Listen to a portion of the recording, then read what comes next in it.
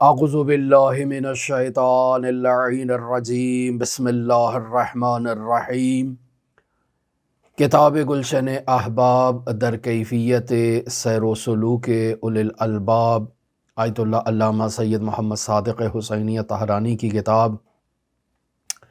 نہایتی گراں قدر اور نہایتی گراں بہا مطالب سلوک الی اللہ کے عنوان سے بیان ہو رہے ہیں۔ جو افراد اللہ کی طرف سفر کر رہے ہیں، ان افراد کے لیے ایسے گراں بہا نکات کو جاننا ضروری ہے تاکہ عالماً اس راہ میں سفر کریں، انہیں علم ہو کہ اس سفر میں کون سے فراز و نشیب ان کے راستے میں آ سکتے ہیں، ان کے پیروں کی زنجیر بن سکتے ہیں، ان کے لیے رکاوٹ ایجاد کر سکتے ہیں۔ گزشتہ موضوعات آپ کے ذہن میں ہیں جو ہم نے اب تک آپ کی خدمت میں بیان کیے، اور اب ہم داخل ہوئے عالم توحید کی طرف کہ توحید اور عالم کی حقیقت کو انسان نے پہچاننا ہے کہ اس کی حقیقت کیا ہے۔ مرحوم حافظ شیرازی جو شعر بیان کر رہے ہیں اور مصنف اسے کتاب میں لکھ رہے ہیں، وہ اس حقیقت کی طرف اشارہ کرتے ہیں کہ بحریست بحر عشق کہ ہیچش کنارے نیست،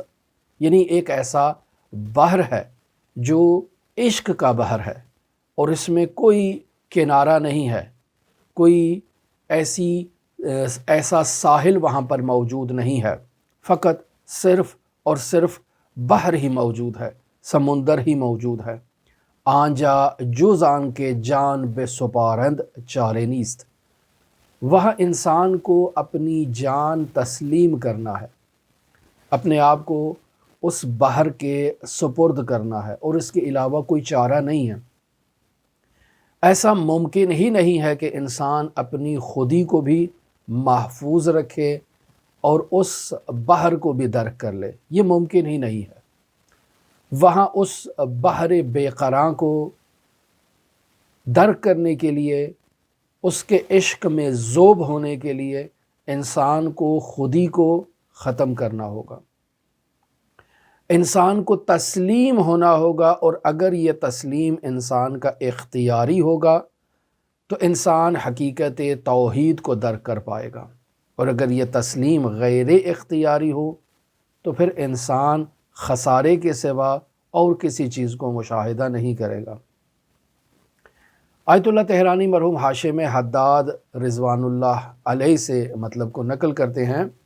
کہ مرحوم حداد فرمایا کرتے تھے کہ انسان طوعاً و کرہاً تسلیم ہو، یعنی اگر انسان طوعاً تسلیم ہوتا ہے تو ٹھیک ہے، وگرنہ انسان کو کرہاً تسلیم ہونا ہوگا۔ اب یہ کیا ہے؟ یعنی انسان چاہے تو بھی اس کو تسلیم ہونا ہے، اور اگر انسان نہ چاہتا ہو، کراہت محسوس کرتا ہو، اس کا دل نہیں چاہ رہا ہے،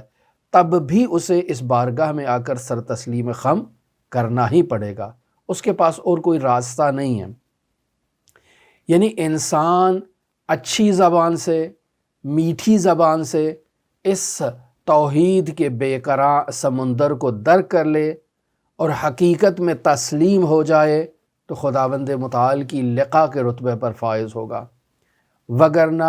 سختی سے عذاب الہی میں مبتلا ہونے کے بعد وہ اس حقیقت الہیہ کو تسلیم کر ہی لے گا، اس حقیقت کو پا لے گا۔ اب چاہے انسان کی مرضی ہے، وہ چاہتا ہے اور اپنی منشا اور مرضی کے ساتھ طوعاً اس حقیقت کو تسلیم کر لیتا ہے تب بھی ٹھیک ہے، وگرنہ انسان کرہن نہ چاہتے ہوئے بھی اس حقیقت توحید کو تسلیم کرے گا۔ اگر انسان اس دنیا میں اس حقیقت توحید کو قبول کر لے، اس حقیقت توحید کو تسلیم کر لے تو انسان لقاء اللہ کے رتبے پر فائز ہوگا، ورنہ خداوند متعال جب تک اس نفس کو عبودیت اور تسلیم کے مرحلے تک نہیں پہنچاتا، اسے خداوند متعال چھوڑے گا نہیں، یہ خداوند متعال کے اس قہر جہنم میں، اس قعر جہنم میں عذاب الہی کو چکھے گا، اور بالآخر اس حقیقت تک پہنچ جائے گا کہ حقیقت واحدہ ہے۔ خداوند متعال قیامت کے دن مجرمین کو عذاب دے گا۔ اس عذاب کی وجہ کیا ہے؟ خداوند متعال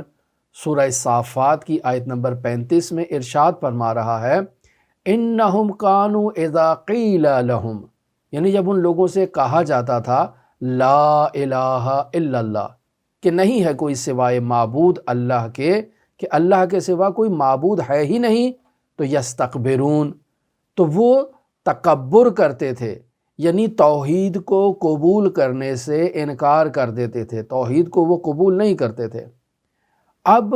ممکن ہے یہ توحید کو قبول نہ کرنے والا علی الظاہر توحید کو قبول نہ کر رہا ہو، علی الظاہر مشرک ہو،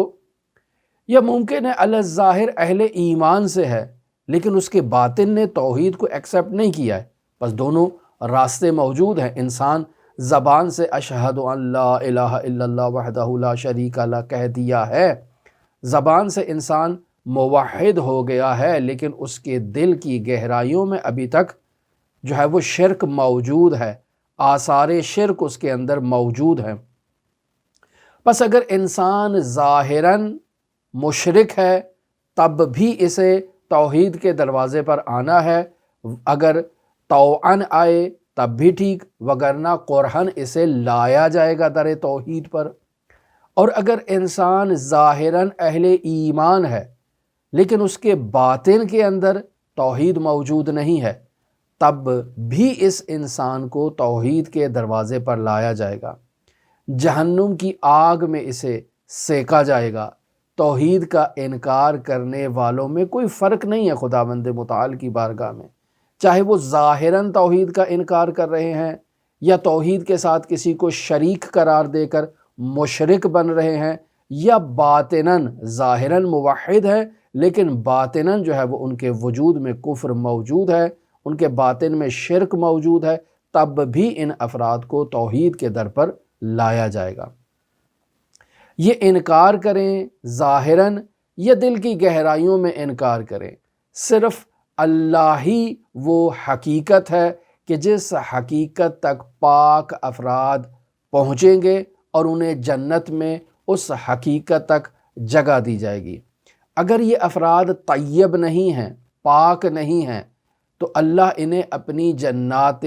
نعیم میں جگہ دے دے، یہ تو ممکن ہی نہیں ہے۔ انہیں اللہ کی وحدانیت کا اقرار کروایا جائے گا، اور جو اللہ کی وحدانیت کا اقرار نہیں کرتا اس کا راستہ جنت تک منتہی نہیں ہوتا ہے، اللہ تبارک و تعالیٰ کی اس نعمات تک اس کا راستہ منتہی نہیں ہوتا ہے۔ صرف یہ کہ وہ راستہ منتہی نہیں ہوتا بلکہ وہ جنت کی بو کو بھی استشمام نہیں کرے گا۔ پس اللہ کی وحدانیت کو انسان تسلیم کرے۔ یہ ضروری نہیں کہ صرف الفاظ سے زبان سے اشہد ان لا الہ الا اللہ وحدہ لا شریک کے کلمات کو جاری کر کے انسان اقرار کر لے زبان سے، نہیں، یہ ضروری نہیں ہے۔ انسان کے وجود کا ذرہ ذرہ اللہ کی وحدانیت کا اقرار کرے، یہ ضروری مرحلہ ہے۔ ممکن ہے انسان ظاہراً توحید کا اقرار کر رہا ہے لیکن اس کے وجود میں، اس کے وجود کے ذرے ذرے میں ابھی شرک موجود ہے، وہ مشرک ہے، لیکن زبان سے اشہد ان لا الہ الا اللہ وحدہ لا شریک لہ کا کلمہ جاری کر رہا ہے لیکن اس کی حقیقت میں ابھی توحید نہیں اتری ہے۔ پس ایسا انسان جو موحد نہیں ہے، جو توحید کو تسلیم نہیں کر رہا ہے، اپنے وجود کی گہرائیوں سے، اپنے اعماق وجود سے اس کا اقرار کرنا ضروری ہے، اور جب تک وہ اقرار نہیں کرتا اللہ کی ملاقات کے رتبے پر فائز نہیں ہوگا۔ قیامت کے دن مؤمنین سے پہلے اسی اعتراف کو لیا جائے گا، اور جب وہ شرک سے پاک اور طاہر ہو جائیں گے تو جنت کا راستہ انہیں عطا کیا جائے گا۔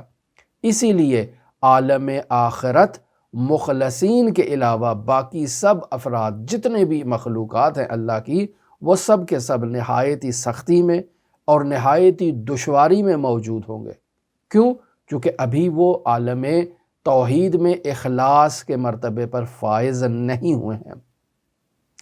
ابھی توحید میں اس انسان کے وجود میں انانیت موجود ہے، ابھی یہ اپنی خودی سے انصراف اختیار نہیں کیے ہوئے، اس نے ابھی اپنی حقیقت کو تسلیم نہیں کیا ہے، مانا ہی نہیں ہے کہ یہ کچھ بھی نہیں ہے، حقیقت واحدہ ہے۔ اور جب تک انسان اللہ کی وحدانیت کو اپنے دل و جان سے جو ہے وہ قبول نہیں کر لیتا ہے، انسان اللہ کی بارگاہ میں، اللہ کے لقاء میں، اللہ کی جو جنات نعیم ہے جس میں مخلصین نے پہنچنا ہے، انسان وہاں تک نہیں پہنچ سکتا ہے۔ پس جب تک انسان کے وجود میں انانیت کا ذرہ بھی موجود ہے، تجلیات ربوبی اس کے قلب پر تابش نہیں کریں گی۔ عالم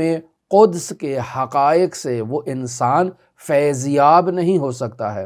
اور اس عالم دنیا میں موت اور انقطاع جب تک نہیں ہو جاتا، انسان کا عالم مثال سے رابطہ برقرار نہیں ہوگا۔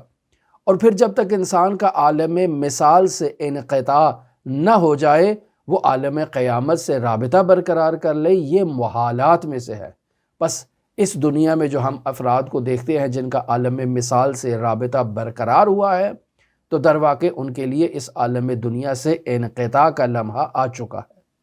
وہ اس دنیا سے اپنی انانیت کو ختم کر کے، اپنے پیروں تلے کچل کے وہ عالم مثال میں داخل ہوئے ہیں، اور عالم مثال کی اپنی انانیت کو جب وہ ختم کریں گے، اپنے پیروں تلے کچلیں گے، تب قام قیامت ہو، تب ان کی قیامت قائم ہو جائے گی، تب وہ عالم قیامت سے ان کا رابطہ برقرار ہو جائے گا۔ خداوند متعال سورہ غافر کی آیت نمبر 11 میں ارشاد فرماتا ہے، کیا ارشاد فرماتا ہے؟ قالوا ربنا، یعنی وہ لوگ کہیں گے اے ہمارے پروردگار، امتنا اثنتین واحییتنا اثنتین، اے ہمارے پروردگار تو نے ہمیں 2 مرتبہ موت دی ہے اور 2 مرتبہ تو نے ہمیں زندگی عطا کی ہے۔ فاعترفنا بذنوبنا، تو اے ہمارے پروردگار ہم اپنے گناہوں کا اعتراف کرتے ہیں تیری بارگاہ میں۔ فہل الی خروج من سبیل، تو کیا نکلنے کا کوئی راستہ اب ہمارے لیے ہے؟ تو یہاں انسان چاہتا ہے کہ اس کے لیے اب خروج کا راستہ جو ہے وہ مہیا ہو جائے۔ یہاں بعض لوگ کہتے ہیں کہ موت جو انسان کی پہلی موت ہے، چونکہ اس آیت میں 2 اموات کا، 2 موتوں کا ذکر ہوا ہے، تو پہلی موت وہ ہے کہ جو انسان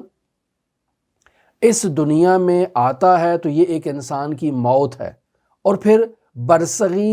برزخی زندگی میں انسان چلا جاتا ہے، اور برزخی زندگی سے انسان کا جب انقطاع ہوتا ہے تو یہ دوسری موت ہے، یعنی انسان قیامت میں داخل ہو جاتا ہے۔ پس انسان جو اس دنیا میں موجود ہے، زندگی بسر کر رہا ہے، اور جب اس دنیا سے مفارقت اختیار کرتا ہے، جدا ہو جاتا ہے، تو اس کی موت ہو جاتی ہے۔ اب ایک طرف اس کی موت ہے تو دوسری طرف اس کی حیات ہے۔ یہ موت عالم دنیا سے ہے اور حیات عالم مثال میں ہے۔ پھر اس انسان کی عالم مثال میں موت ہوتی ہے، اور پھر اس کی حیات ہوتی ہے عالم قیامت میں۔ پس یہاں انسان کے لیے 2 حیات ہے اور 2 موت ہے، یعنی اس دنیا میں حیات ہے، پھر انسان کی موت ہو گئی، اور عالم برزخ میں انسان کی حیات آ گئی۔ یعنی یہ دنیا جو انسان زندگی بسر کر رہا ہے، یہ حقیقت میں زندگی نہیں ہے۔ لہٰذا انسان جب ایک دفعہ مرتا ہے اور عالم برزخ میں داخل ہو جاتا ہے، اور پھر عالم برزخ سے موت اس کی ہوتی ہے اور وہ قیامت میں داخل ہوتا ہے، تو اس دنیا کی زندگی اور عالم مثال کی زندگی 2 زندگیاں ہیں، اور ان 2 زندگیوں سے مفارقت انسان کی موت کی صورت میں ہوئی ہے، اور انسان عالم آخرت میں اور عالم قیامت میں داخل ہوا ہے۔ جبکہ بعض لوگ اس کی تشریح اس طرح سے کرتے ہیں کہ انسان جو اس دنیا میں آیا، تو اس دنیا سے آنے سے پہلے جو زندگی تھی اس سے انسان نے انقطاع اختیار کیا، انسان کی موت ہوئی، انسان اس دنیا میں آیا، پس کنتم امواتن، یعنی اس دنیا کی زندگی سے پہلے تم مردہ تھے، اس دنیا میں آئے، اس حیات میں آئے، اور پھر اس حیات سے انسان جو عالم مثال میں منتقل ہوگا، تو یعنی ایک موت انسان کو وہ آئے گی، اور پھر انسان عالم مثال میں زندگی بسر کرے گا۔ یہ 2 طرح سے علماء نے اس کی جو ہے وہ تعبیرات بیان کی ہیں، اور بالآخر انسان کو عالم قیامت میں داخل ہونا ہے۔ اور جب تک قیامت کے دن انسان زندہ نہیں کیے جائیں گے، یہ لوگ اقرار کریں گے کہ سچ مچ جو ہے انبیاء نے جو ہمارے ساتھ وعدے کیے تھے، جو انبیاء نے ہمیں نویدیں دلائی تھی، بشارتیں کی تھی، حقائق کی طرف متوجہ کیا تھا، وہ سب اخبار انبیاء بالکل سچی مچی، بالکل درست ہے، بالکل حقیقت پر مبنی ہے۔ لہٰذا خداوند متعال سورہ توبہ کی آیت نمبر 118 میں ارشاد فرماتا ہے کہ جب دوسری مرتبہ عالم قیامت میں انہیں جو ہے وہ لایا جائے گا تو وہ وَظَنُّوا، تو یہ انہیں دیکھ لیا جائے گا، یعنی وہ وہاں یہ تصور کریں گے، گمان کریں گے کہ ان لا ملجأ من اللہ الا الیہ، کہ اللہ سے کوئی ملجا نہیں ہے، یعنی اللہ کی گرفت سے فرار اختیار کرنے کا، بچنے کا کوئی راستہ نہیں ہے سوائے اسی کے کہ وہ اللہ ہی کی بارگاہ میں جا کر پناہ لے اور اللہ ہی کی بارگاہ میں خود کو پیش کریں۔ کیوں فرار نہیں ہے؟ چونکہ وہاں سے جو ہے وہ انسان آتا ہے اور پھر وہیں انسان واپس لوٹ جاتا ہے۔ یہی ہے فلسفہ انا للہ و انا الیہ راجعون، یہ جو سرکل ہے کہ انسان اللہ کی طرف سے اس عالم میں آتا ہے و الیہ راجعون، اور انسان نے دوبارہ اسی کی طرف لوٹ جانا ہے۔ پس عالم خیال یعنی اس دنیا میں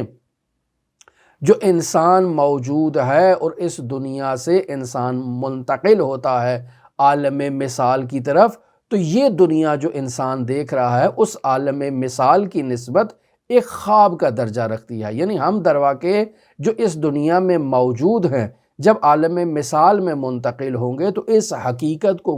جان لیں گے، بھانپ لیں گے کہ یہ دنیا جو انسان گزار کے آیا ہے یہ ایک خواب سے زیادہ اور کوئی درجہ نہیں رکھتی ہے۔ پھر انسان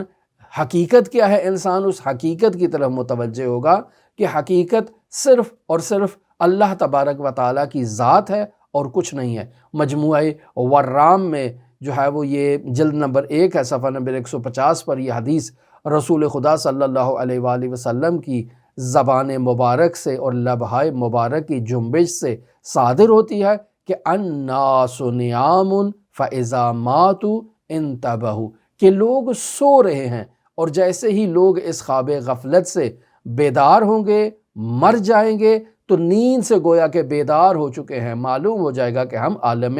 خواب میں تھے۔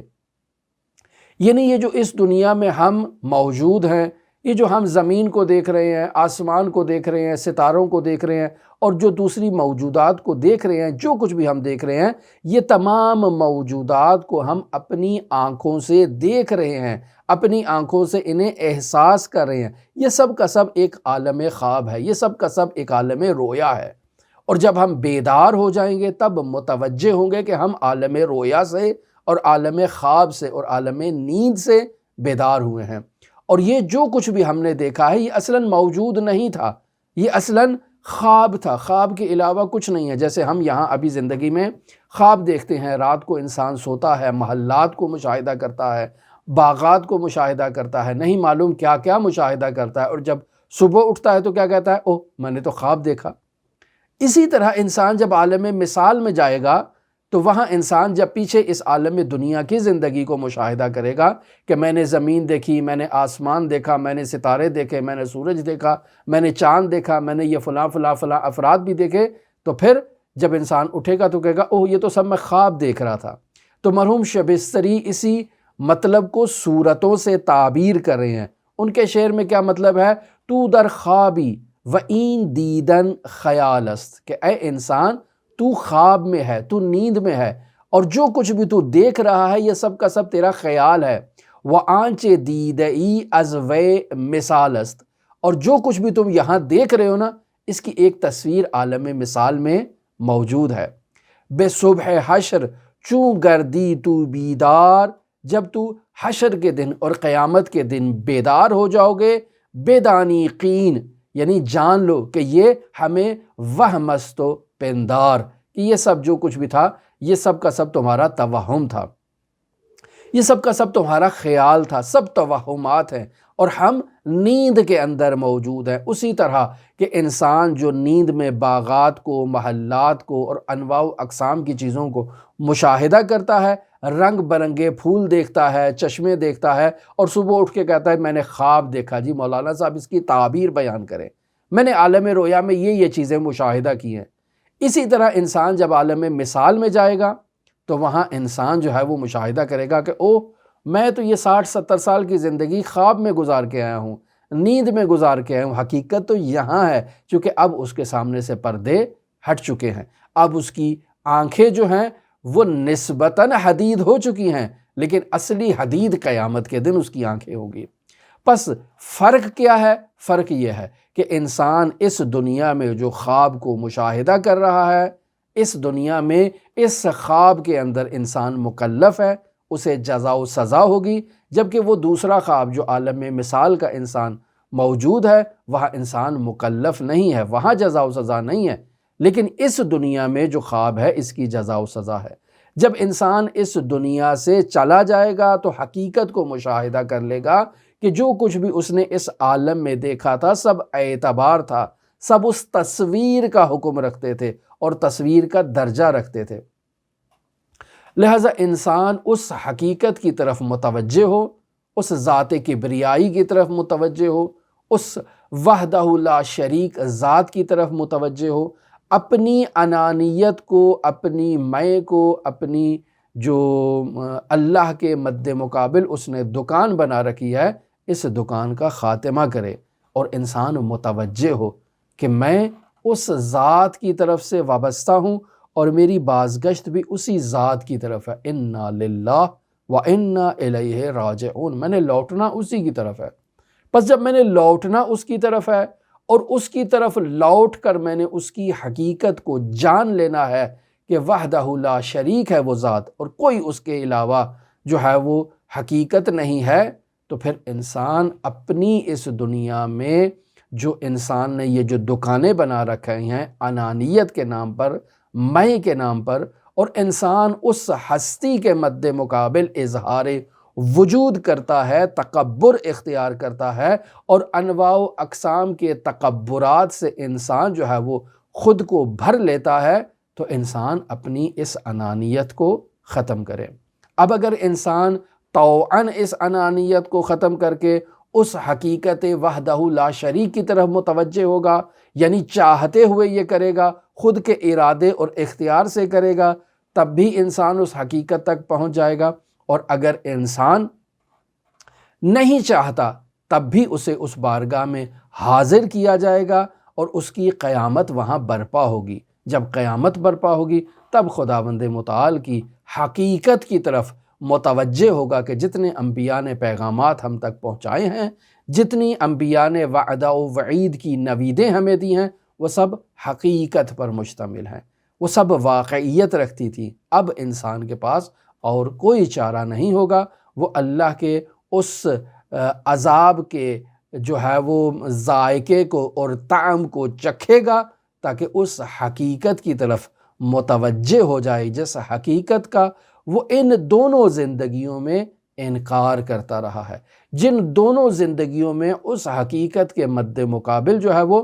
قد علم کرتا رہا ہے، اصرار کرتا رہا ہے، طغیانی کرتا رہا ہے، طاغوتیت کا مظاہرہ کرتا رہا ہے۔ آج وہ اس حقیقت کی طرف متوجہ ہو گیا ہے کہ وہ حقیقت وحدہ لا شریک ہے، اس کے علاوہ کچھ بھی نہیں ہے، سب کا سب جو کچھ بھی اس کے مد مقابل ہے وہ سب ایک سراب ہے، سب ایک جو ہے وہ خیال ہے، سب ایک وہم ہے انسان کا، اس کے مد مقابل کچھ نہیں ہے۔ لہٰذا انسان چاہے تب بھی انسان اس کی بارگاہ میں حاضر ہوگا، اور اگر انسان نہ چاہے تب بھی اسے مجبور کیا جائے گا اور اسے لایا جائے گا اور اس کٹہرے میں کھڑا کیا جائے گا جہاں اسے اپنی اس طغیانیت کا، اس طاغوتیت کا اسے جواب دینا ہے کہ اس نے کیسے جرأت کی کہ وہ اللہ رب العزت کے مد مقابل اظہار